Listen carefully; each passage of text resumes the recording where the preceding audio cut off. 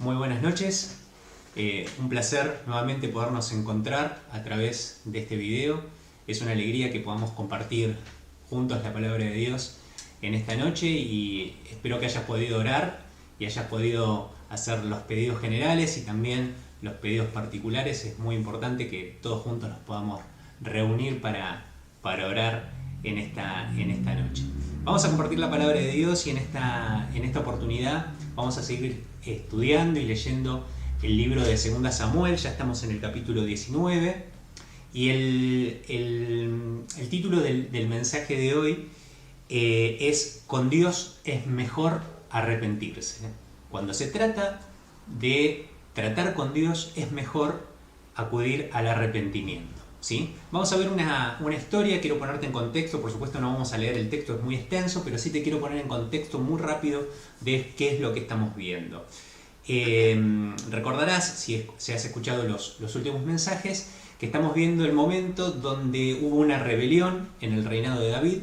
El rey David estaba reinando y uno de sus hijos, Absalón, se levanta, hace un complot contra él y finalmente David tiene que salir de Jerusalén, huir, ¿no?, al exilio por todo este complot. Finalmente hay una guerra entre las fuerzas, el ejército de David y el ejército de Absalón, y finalmente Absalón muere en esta batalla. Y David, vamos a ver en el capítulo 19 que David está regresando a Jerusalén para tomar control del reino una vez más, luego de haber pasado un momento muy angustiante porque por la muerte de su hijo, que a pesar de que se había levantado y se había transformado en su enemigo, obviamente era su hijo y él lo amaba profundamente. Luego de haber pasado toda una escena que está al principio del capítulo 19, donde David está muy angustiado por toda esta cuestión, finalmente vuelve, emprende el retorno a Jerusalén y hay toda una situación donde tiene que ir convenciendo a los distintos jefes de las distintas tribus. Acordate que Jerusalén estaba dividido en tribus, y hay toda una cuestión política que David tiene que trabajar en el reconocimiento de varios de esos ancianos para poder finalmente volver y transformarse en el rey de todo Israel. También vamos a ver que hay como una dificultad entre las tribus de Judá y las de Israel, y empieza a ver como lo que después vamos a ver en la historia, que es como un enfrentamiento entre el norte y el sur. Finalmente la nación se va a dividir, después va a haber un conflicto, una guerra civil entre los dos reinados, y ya empieza a haber toda esta cuestión.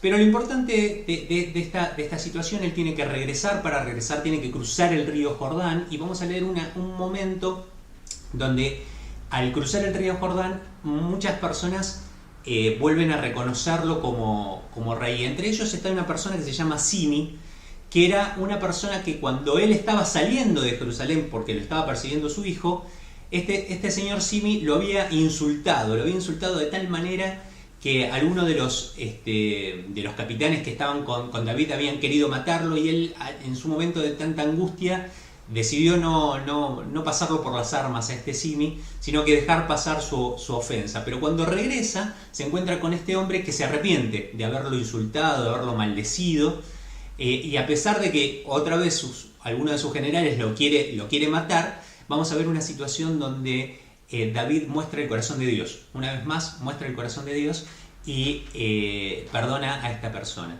Y vamos a ver algunos conceptos del arrepentimiento de este señor Simi, que me gustaría que lo consideremos en esta noche, porque me parece que tiene que ver con algunos conceptos del arrepentimiento que nosotros debemos tener en cuenta cuando nos enfrentamos a Dios. Por eso el título de la prédica de hoy es "Con Dios es mejor arrepentirse". ¿Sí? Vamos a leer la parte que quisiera que consideremos en esta noche. Está en 2 Samuel, capítulo 19, verso 18. La segunda parte dice: cuando el rey estaba por cruzarlo, está hablando del río Jordán porque él estaba regresando, Simi, hijo de Gerá, se inclinó ante él y le dijo: ruego a mi señor el rey que no tome en cuenta mi delito, ni recuerde el mal que hizo este servidor suyo el día que su majestad salió de Jerusalén. ¿Recordás que te conté que lo había insultado? Le ruego a su majestad que olvide eso. Reconozco que he pecado, y por eso hoy, de toda la tribu de José, he sido el primero en salir a recibir al Señor, a recibir a mi señor el rey. ¿Sí? Pero Abisai, hijo de Sarbia, exclamó: Simi maldijo al ungido del Señor y merece la muerte. David respondió: hijos de Sarbia, esto no es asunto de ustedes sino mío. Están actuando como si fueran mis adversarios. ¿Cómo va a morir hoy alguien del pueblo cuando precisamente en este día vuelvo a ser rey de Israel? Y dirigiéndose a Simi, el rey le juró: no morirás. Hasta acá la palabra de Dios. Quiero recordar también un concepto. Acá estamos viendo a David con el corazón conforme al pensamiento de Dios. Dios es un Dios muy perdonador, y cuando hay arrepentimiento genuino, el Señor perdona. Hay un texto que quiero que consideres también. Está en Ezequiel, muchos años después de toda esta situación. El profeta Ezequiel escribe en el capítulo 18, verso 23, dice: ¿acaso creen que me complace la muerte del malvado? ¿No quiero más bien que abandone su mala conducta y que viva? Yo, el Señor, lo afirmo. Lo que acá el Señor está diciendo es que Dios no quiere la muerte del malvado. Todo lo contrario, lo que quiere es que se vuelva de su mal camino para que pueda vivir, para poder ser perdonado. Finalmente, es el Señor Jesucristo en el capítulo 5 de Lucas que nos recuerda: no he venido a llamar a justos sino a pecadores al arrepentimiento. Con Dios es mejor arrepentirse. A mí me gustaría que reflexionemos brevemente sobre 3 conceptos del arrepentimiento de Simi que podemos aprender algo muy valioso para nuestras vidas en esta noche. Lo primero que quiero decir del arrepentimiento de Simi es que fue un arrepentimiento humilde. Dice la palabra de Dios que él, cuando vio venir al rey, se inclinó y le rogó.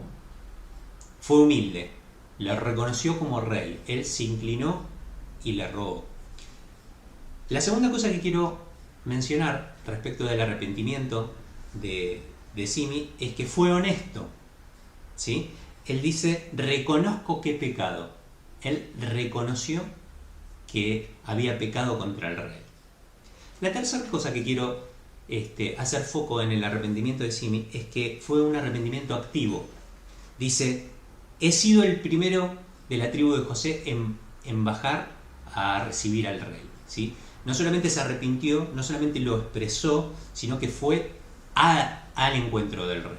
¿Sí? Ahora, cuando nosotros podemos ver estas 3 características en nuestro arrepentimiento espiritual respecto de nuestro Rey, que es el Señor Jesucristo, debemos darnos cuenta que de la misma manera nuestro arrepentimiento debe ser humilde. ¿Sí? Debemos inclinarnos delante del Señor y rogarle por nuestros pecados, para que Él nos perdone. Nuestro arrepentimiento tiene que ser honesto, tiene que ser de corazón. Reconozco que he pecado, dijo Simi, en una actitud totalmente honesta, donde uno se da cuenta que ha fallado. De la misma manera debemos presentarnos delante de nuestro Rey, el Señor Jesucristo, para pedirle perdón de manera honesta, reconociendo que hemos transgredido, que hemos pecado, que hemos fallado, que nos hemos equivocado. Finalmente, Simi hizo un arrepentimiento activo, fue al encuentro del Rey. Y la palabra de Dios nos invita a que vos y yo, cuando nos hayamos equivocado, cuando hayamos pecado, tengamos un arrepentimiento activo. ¿Sí? El Señor nos ha dejado una herramienta maravillosa, que es la oración. Juan en sus cartas nos dice: todas estas cosas les escribo, hijitos, para que no pequen, pero si alguno pecó, recuerden que tenemos a Jesucristo el justo a nuestro favor. Es nuestro abogado, el que está abogando por nosotros. Así que la Biblia nos invita a tener un arrepentimiento activo, ir en arrepentimiento al Señor, ir y pedirle, y tener un arrepentimiento humilde, inclinarnos delante del Señor, reconocer que Él es nuestro Dios, que nosotros nos hemos equivocado y hemos pecado contra Él, tener un arrepentimiento honesto, reconocer nuestro pecado y finalmente tener un arrepentimiento activo. El Señor está esperando nuestro arrepentimiento, está esperando tu oración de arrepentimiento para perdonarte. Tal vez, como Simi, usted esté pensando que al haber ofendido al Señor Jesucristo, el Señor Jesucristo no le quiere perdonar. Lo maravilloso de esta historia es que finalmente David muestra el corazón de Dios. Y el corazón de Dios dice, no morirás.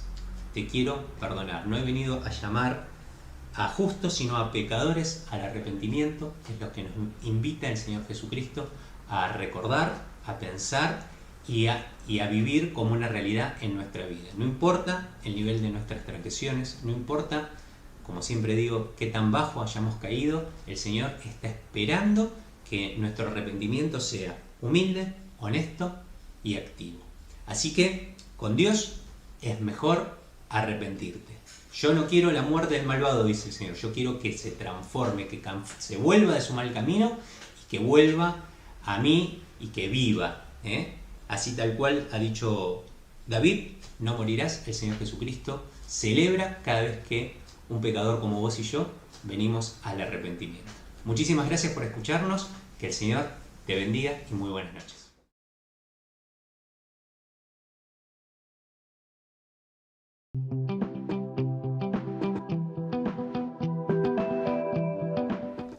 Buenos días y feliz Día del Señor.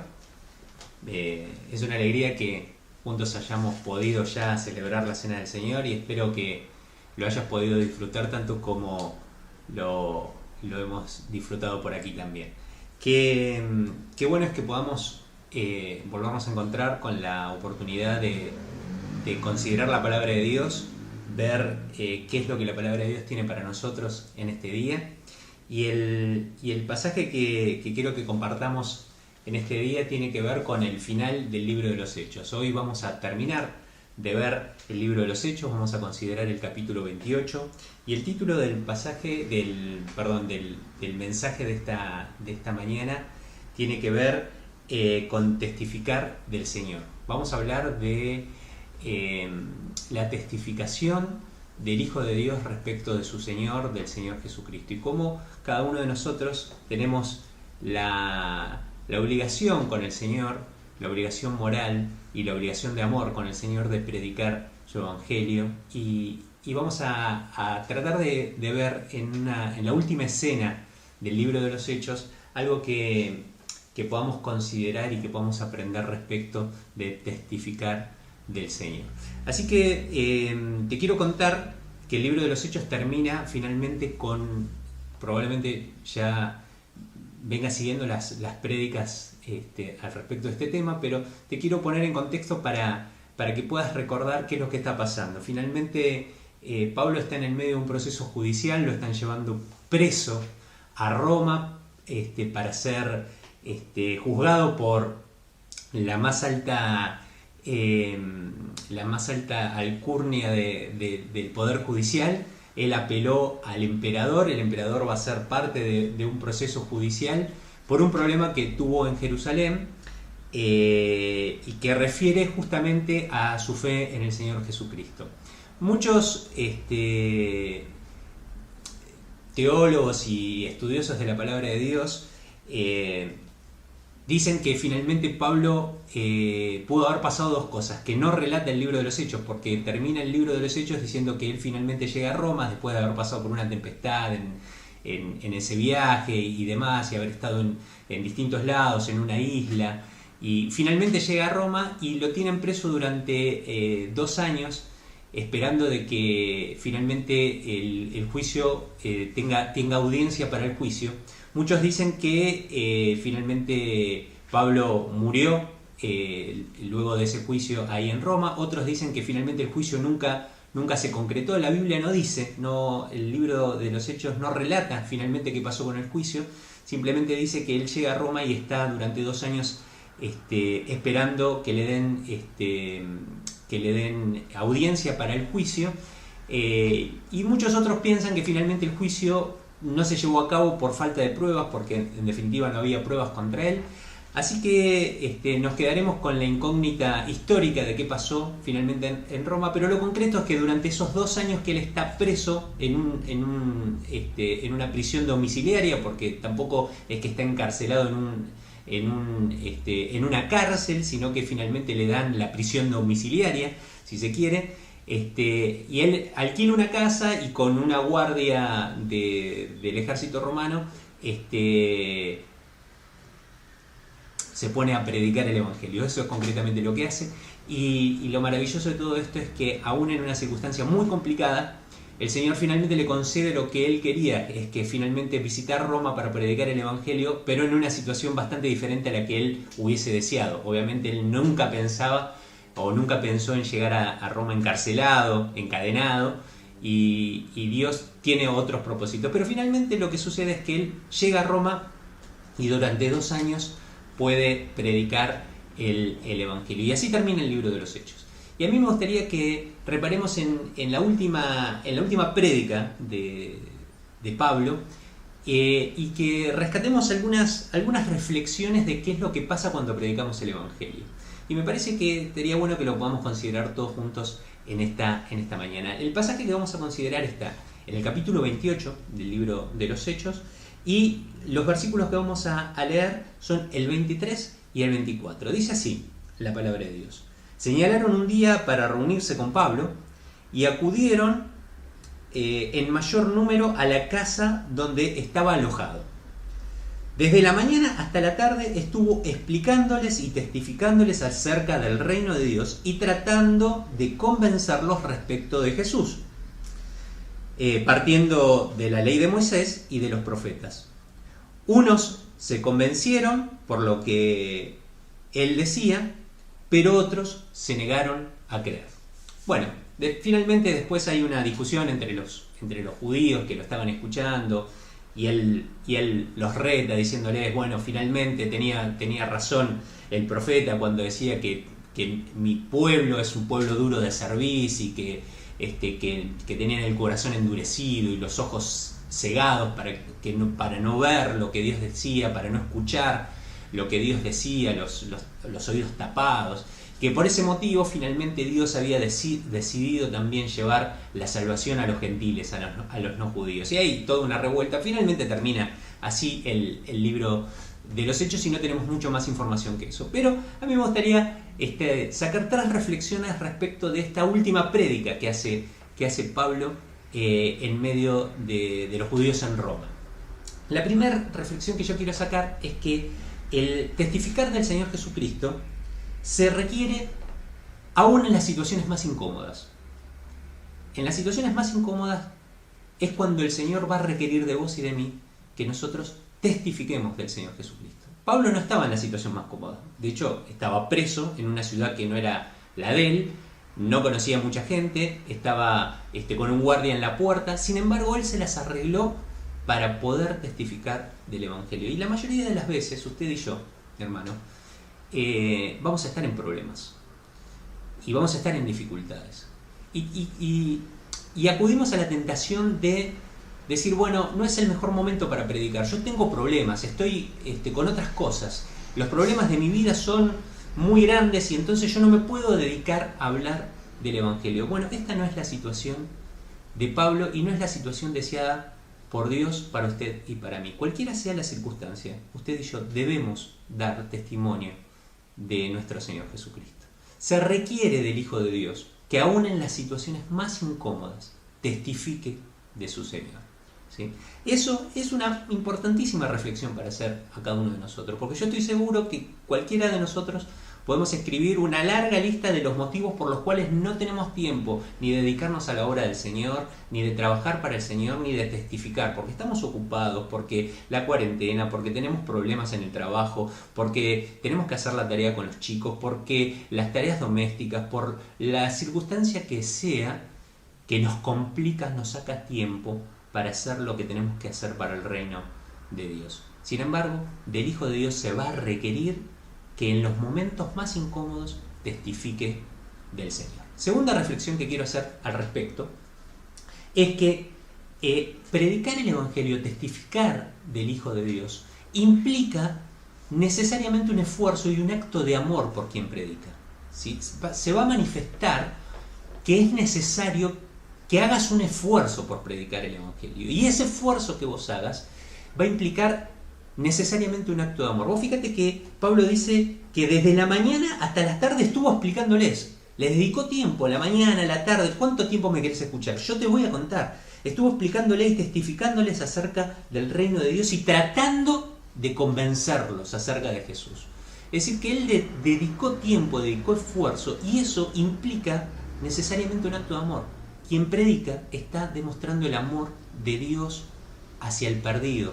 Es Dios queriendo rescatar a tu familia, a tus amigos, a tus compañeros de trabajo a través tuyo. Y eso requiere de vos y de mí un acto de amor. Y es importante que pensemos en esto, porque el propósito de Dios es alcanzar a la gente de tu alrededor a través de vos, de tu testimonio y de tu testificación del Hijo de Dios. Así que va a requerir no solamente que prediques en situaciones incómodas, sino también va a requerir de parte tuya y de parte mía un acto de amor, un esfuerzo por tratar de llevar la salvación a los perdidos. Por último, la tercera reflexión que quiero hacer al respecto de testificar del Señor y de esta última prédica de Pablo es que cuando vos y yo prediquemos va a producir una reacción en el resto, en quien nos escuchen, una reacción que no vamos a poder controlar. No depende de nosotros. Acá dice que lo escucharon y algunos se convencieron por lo que él decía, pero otros decidieron no creer. Es decir, que tu prédica va a producir una reacción que no vas a poder controlar. Pero eso es trabajo del Espíritu Santo y del Señor. Lo que nos manda el Señor a vos y a mí es a que prediquemos en las situaciones más incómodas, a que hagamos un acto de amor, esforzándonos para que los perdidos puedan escuchar que hay salvación en Cristo Jesús. Y también la palabra de Dios nos dice que muchas veces algunos se van a ir diciendo que no pueden ser convencidos por lo que les estás diciendo, que no les resulta convincente lo que dice la palabra de Dios, que Dios no es para ellos, que la historia de Jesús es un cuento o muchas cosas, pero ¿sabes qué? También va a haber otros, muchos, que van a abrazar la fe en el Señor Jesucristo y van a poder disfrutar de todas las bendiciones que vos y yo disfrutamos en Cristo Jesús. Así que ojalá Dios quiera que al regresar el Señor Jesucristo nos encuentre, nos descubra a cada uno de nosotros ocupándonos de estas cosas, aún en la situación más incómoda, testificando del Señor, aún cuando requiera un esfuerzo, testificando del Señor, y aún cuando muchas veces lo que predicamos sea rechazado, nos encuentre predicando y testificando de nuestro Señor Jesucristo. Muchas gracias por escucharnos, que el Señor te bendiga y que tengas un gran día del Señor.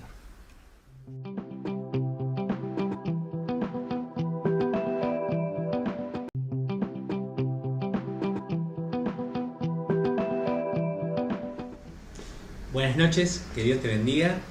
Es una alegría que nos podamos volver a reunir a través de este video para poder estudiar la palabra de Dios. Y el motivo que nos convoca hoy, el tema que nos convoca hoy, yo lo titulé Principios Inquebrantables. Vamos a leer una historia, o vamos a contar una historia y después vamos a leer algunos versículos de la misma, donde vamos a ver que hay algunos principios espirituales que son inquebrantables y que se repiten a través de la palabra de Dios y que evidentemente hoy en día siguen vigentes en nuestras vidas y quizás sea interesante que los podamos compartir en esta noche. Hoy vamos a comenzar a estudiar un libro nuevo. Hemos terminado 2 Samuel y el libro que le sigue en la palabra de Dios es Primera Reyes. El libro de Primera y Segunda Reyes en realidad es un solo libro, que está dividido en dos en nuestras Biblias, pero en realidad es un solo libro que relata la historia de los reyes de Israel y de Judá, porque después el reino se divide en dos, en Israel y en Judá, a partir de uno de los hijos de Salomón, que empieza a reinar y hay una crisis social que divide los reinos. Pero el libro de los reyes cuenta los relatos de los reyes de Israel y habilita el pensamiento hacia el trabajo de los profetas. Vamos a ver que una gran cantidad de reyes se apartan de lo que dice el Señor, y vamos a empezar a ver cómo el trabajo de los profetas empieza a ser un tema fundamental en la experiencia espiritual del pueblo de Israel.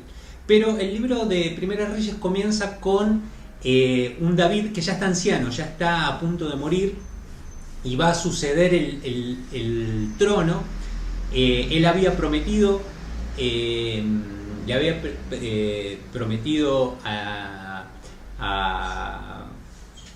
Betsabé que Salomón, su hijo, iba a ocupar el reino. Esa promesa no está relatada en la palabra de Dios, pero es evidente que hubo esa promesa. De hecho, el rey David lo va a relatar acá en Primera Reyes. Él relata que él hizo esa promesa y que Salomón tenía que ser nombrado rey. Pero no se da en una situación de normalidad, sino que también hay una rebelión de uno de los medio hermanos de Salomón. Otro hijo de David se rebela para tratar de arrebatarle el trono a su padre, que todavía reinaba, y por supuesto ganarle de mano a Salomón, porque todo el mundo sabía que el rey David lo iba a nombrar rey. Así que vamos a ver a David muy anciano, una rebelión de su hijo Adonías con Joab y Abiatar, es decir, el general del ejército Joab y Abiatar, uno de los sacerdotes, el sumo sacerdote, también se confabula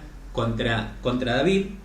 Vamos a ver al profeta Natán interviniendo con Betsabé y con David para que Salomón finalmente sea nombrado rey, y vamos a ver a David ordenando el nombramiento de Salomón como rey y desbaratando de alguna manera todo el plan de Adonías, que quería arrebatar el reino. Así que vamos a leer 3 pasajes. El capítulo es muy largo, pero vamos a leer 3 pedacitos de este capítulo para que podamos ir entendiendo la historia en términos de un poco lo que te conté y lo que dice la palabra de Dios, y a partir de ahí poder sacar 3 principios inquebrantables, 3 principios espirituales inquebrantables que vamos a poder ver en esta historia. Te quiero invitar que los primeros 2 versículos que consideremos sea el versículo 5, Primera Reyes capítulo 1, versículo 5, dice: Adonías, cuya madre fue Jawit, ambicionaba ser rey, y por lo tanto se levantó en armas, consiguió carros de combate, caballos y 50 guardias de escolta.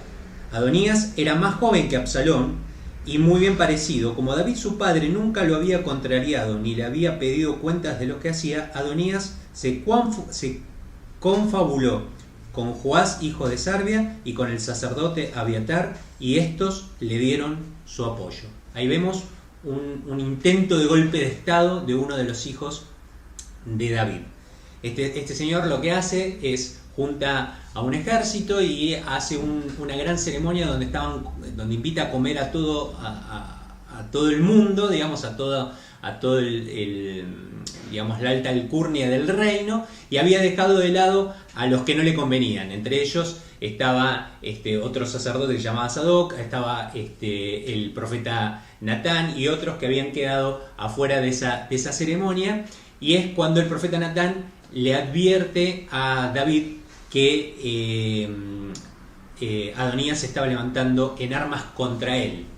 David estaba tan viejo que evidentemente no sabía lo que estaba pasando en el reino, pero es Natán quien a través de Betsabé habla con David para advertirle de este tema, y cuando David se entera sucede lo siguiente. Versículo 29 y 30 dice: entonces el rey le hizo este juramento a Betsabé, dice: tan cierto como que vive el Señor, que me ha librado de toda angustia, te aseguro que hoy cumpliré lo que te juré por el Señor, el Dios de Israel. Yo te prometí que tu hijo Salomón me sucederá en el trono y reinará en mi lugar. ¿Sí? Entonces ahí manda inmediatamente a llamar a otro sacerdote para que lo unjan a Salomón como rey. El versículo 38 y 39 dice: el sacerdote Sadoc, el profeta Natán y Benías, hijo de Joyadá, y los quereteos y los peleteos montaron a Salomón en la mula del rey David y lo escoltaron mientras bajaba hasta Gijón. Allí el sacerdote Sadoc tomó el cuerno del aceite que estaba en el santuario y ungió a Salomón. Tocaron entonces trompetas y todo el pueblo gritó: ¡Viva el rey Salomón! Bueno, fin de la historia.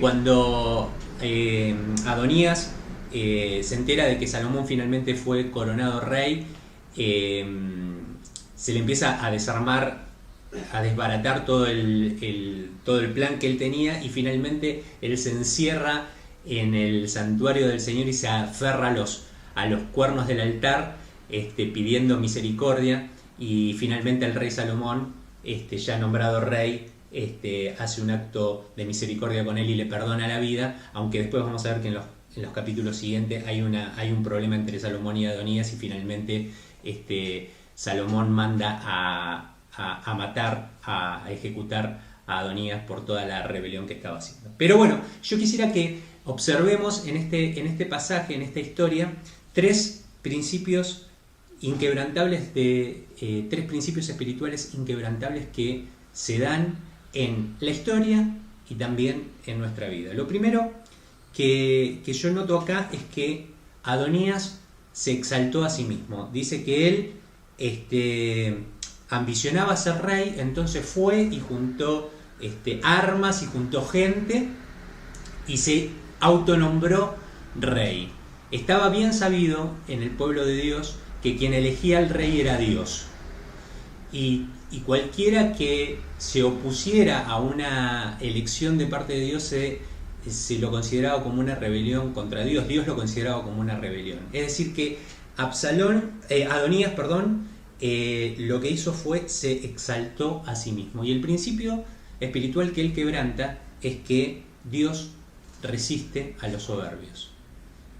Dios resiste a los soberbios. Eso lo podemos ver en Santiago capítulo 4 y en muchos pasajes más de la Biblia, pero lo que vamos a ver es que cuando nos exaltamos a nosotros mismos, Dios nos resiste, ¿sí? El que exalta es Dios, el que pone es Dios. Así que un principio espiritual que no debemos romper nunca es que nosotros no debemos exaltarnos a nosotros mismos. La humildad es un requisito de los hijos de Dios. Debemos ser humildes, y en todo caso, si hay exaltación para nosotros, será a través del Señor Jesucristo y en sus méritos.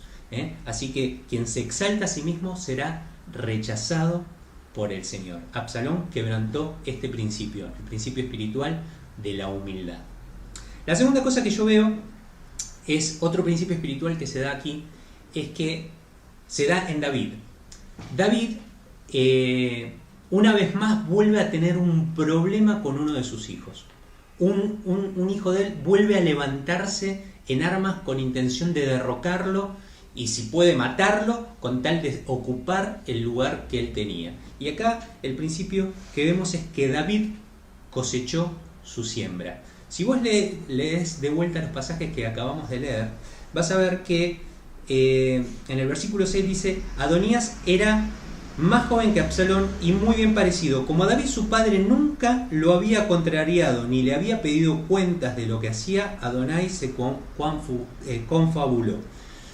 Y acá vemos que todo lo que tenía David, de hombre de Dios, de buen guerrero y de buen líder, no lo tenía de buen padre. Acá claramente la palabra de Dios nos dice que David nunca le puso límites a sus hijos, que nunca, y en este caso en particular dice que nunca lo contrarió ni nunca le pidió cuentas de lo que hacía. Era un chico que se manejaba sin ningún tipo de límites. Y cuando nosotros criamos a nuestros hijos sin ningún tipo de límites, lo que vamos a cosechar para nuestras vidas es dolor en el corazón. Eso lo dice la palabra de Dios. La palabra de Dios explica en muchos lugares que aún el mismo Dios nos trata a nosotros como hijos cuando nos disciplina, cuando nos pone límites. Y el no poner límites a sus hijos, para David significó un dolor de cabeza más. Primero lo tuvo con Absalón, que terminó muerto, y después con Adonías, que él no ve la muerte de su segundo hijo, pero que también termina muerto y termina siendo un dolor de cabeza. Con lo cual, el principio que no se puede quebrantar, el principio espiritual es: lo que se siembra, se cosecha. Gálatas 6 dice que todo lo que el hombre sembrare, eso mismo cosechará. Cuidado con nuestras acciones, cuidado con nuestras decisiones, porque lo que usted siembra y lo que yo sembramos, eso mismo vamos a cosechar. Por último, el tercer principio aquí espiritual inquebrantable es que David fue traicionado cuando buscaba hacer lo correcto.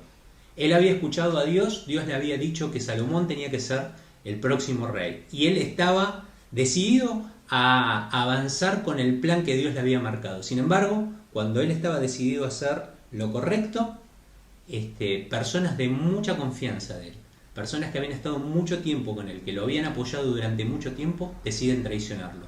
Es el caso de su general, el general del ejército, Joab, y del sumo sacerdote Abiatar, que había estado con él y lo había estado respaldando durante muchísimos años de su reinado. Y acá el principio que yo veo que es inquebrantable es lo que nos enseña el Señor Jesucristo. Dice el Señor Jesucristo en Juan capítulo 15 que cuando nos odien nos debemos acordar que a Él lo odiaron primero. Es decir, que cuando usted y yo querramos hacer la obra del Señor, cuando usted y yo querramos hacer lo correcto, es muy probable que muchas personas que están a nuestro alrededor finalmente nos traicionen, nos odien o nos dejen de lado o se confabulen para hacernos tropezar. Le pasó al Señor Jesucristo y el Señor Jesucristo nos advierte de este principio espiritual. Cuando nos odian, acuérdense que a mí me odiaron primero, dice el Señor. Así que 3 principios espirituales inquebrantables que podemos ver en esta historia que acabamos de repasar en el día de hoy. Adonías se exaltó a sí mismo y quebrantó el principio de que Dios resiste a los soberbios. David cosechó su siembra, hizo mal en criar a sus hijos y sus hijos fueron un dolor de cabeza. Y David finalmente, cuando quiso hacer lo correcto, fue traicionado por los que supuestamente debían apoyarlo. Y el principio ahí que encontramos es que el odio viene cuando queremos hacer la obra del Señor. Las personas que están a nuestro alrededor posiblemente nos traicionen y el Señor nos advirtió de estas verdades espirituales. Así que espero que estos principios te ayuden a repasar, que los puedas mirar en tu vida, los puedas aplicar a tu vida. Me parece que fue muy provechoso que lo podamos repasar todos juntos y te quiero agradecer mucho que hayas escuchado y visto este video. Que Dios te bendiga.